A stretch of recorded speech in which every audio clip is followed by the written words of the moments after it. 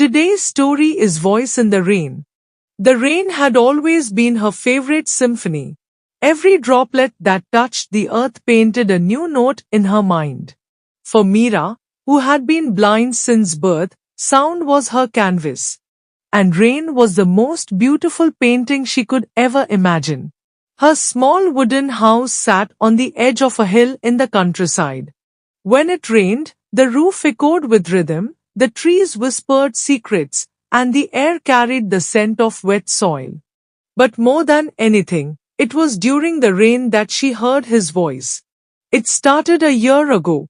The monsoon season had arrived late, and Mira had been sitting on her porch, listening to the rainfall when suddenly she heard a boy's voice singing.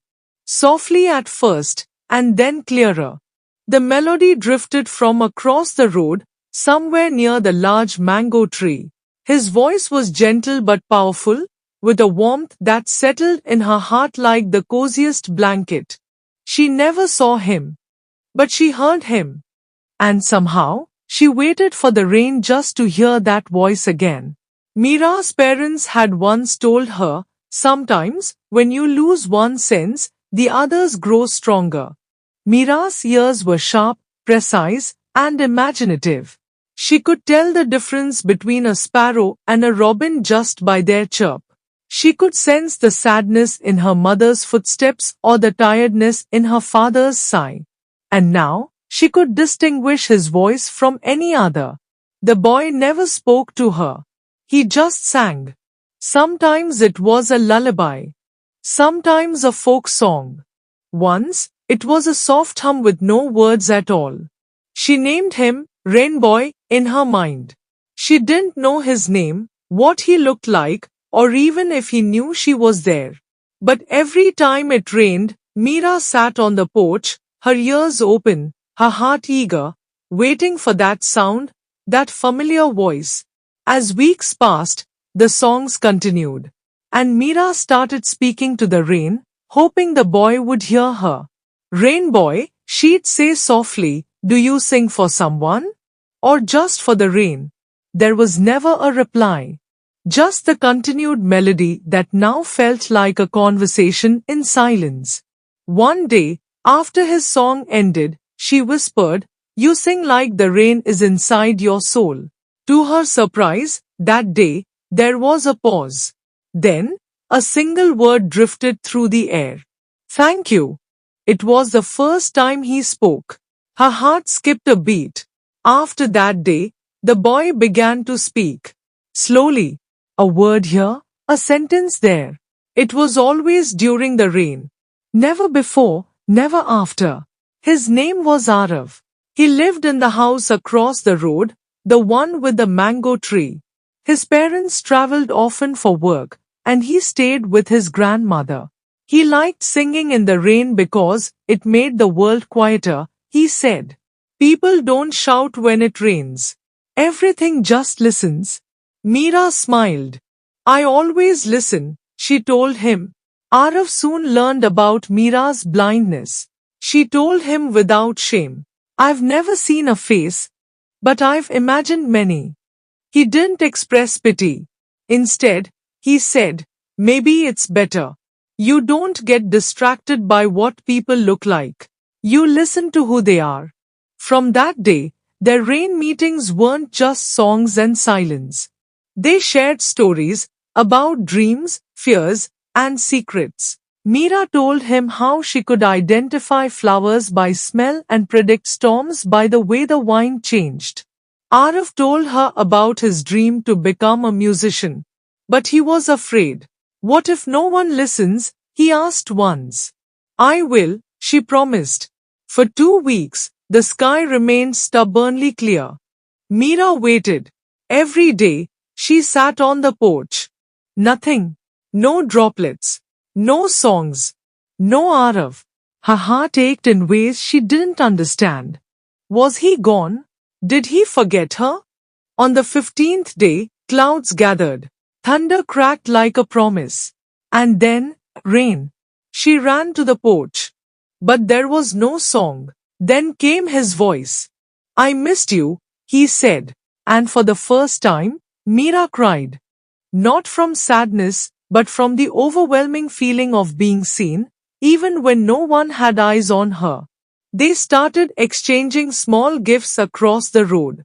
Arav tied paper notes to a rock and rolled it near her porch. Mira sent him flower petals and handmade braille messages.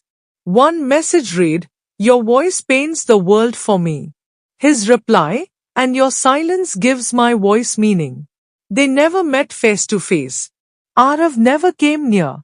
He told her once, "I don't want to break the magic. It feels perfect like this." Mira wasn't sure if it was shyness or fear. But deep inside, she too feared the day they'd meet. What if his voice didn't match his face? What if he looked at her with pity? One evening, a village event was announced, the Festival of Rain. A celebration of music, stories, and love. Arav was invited to sing. He told her, "I think I want to sing something for you." Mira felt a rush of nervous excitement. She asked, "Will you finally come and speak to me? In person?" There was silence on the other end. Then, he whispered, "Maybe." The day of the festival came. Mira's father guided her to the field. Music played, drums echoed, and the smell of fried snacks filled the air. Then came a horse.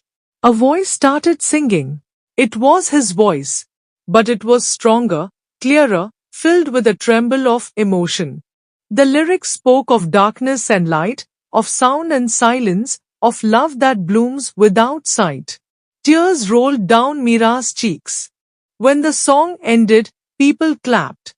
But she didn't. She stood still, waiting. "Rain boy," she called out. No answer. Later that night, the rain returned. Soft, persistent, like a whisper from the sky. She sat on the porch again. He came. Not with a song, but with footsteps. She heard them approaching. Then, a pause. "May I?" he asked. She nodded. He took her hand. It was warm, trembling. "I've always wanted to meet you," she whispered. "And I've always feared it," he replied.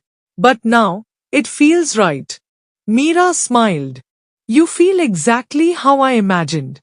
Arav started visiting her often. Not just in the rain, but on sunny days too. He brought books, instruments, stories. Together, they created music. She'd hum the tune, he'd play the chords. One day, she asked, "Do you want me to try surgery? Doctors say it might restore some vision." He hesitated. "Only if you want it." She said, "I want to see the voice I've loved for so long." The surgery took place in a city hospital. For weeks, her eyes were bandaged. When the day came to remove them, Arav held her hand. The light was overwhelming. Shapes, colors, movement. She blinked, and there he was. Brown eyes, curly hair, a shy smile. "Is it how you imagined?" he asked. "No," she said. "It's better." Life changed after that. She started seeing the world slowly. Shadows became trees, blurs became faces. But she never stopped loving the rain.